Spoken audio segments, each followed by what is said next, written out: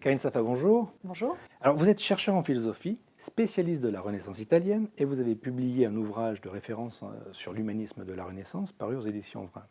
Un docteur en philosophie, aux arts et métiers, pour 3 conférences à Iéna.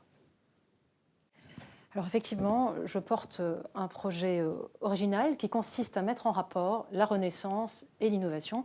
Je cherche à travers ce cycle de conférences à montrer en quoi la Renaissance peut encore nous parler aujourd'hui, en quoi la Renaissance, qu'on peut considérer comme un modèle d'innovation en rupture, peut nous inspirer des pratiques innovantes.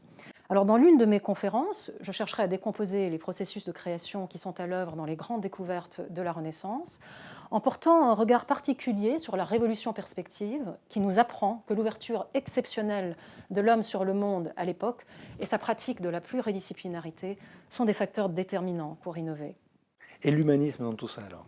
Alors, mon projet se décline en 2 axes. Le premier, c'est l'innovation et le deuxième, c'est l'humanisme. Nous vivons un temps de grandes mutations technologiques. Je fais allusion à la convergence d'Hennebiek. Et nous avons le sentiment d'être sur des sables mouvants. Nous avons le sentiment que la spécificité de l'homme risque d'être mise à mal. Et je pense que l'humanisme de la Renaissance peut nous apporter des repères solides, tant dans notre vie privée que professionnelle. Cet humanisme de la Renaissance, dans lequel je crois très fort, et qui nous a laissé, me semble-t-il, une vision grandiose et inégalée de l'homme.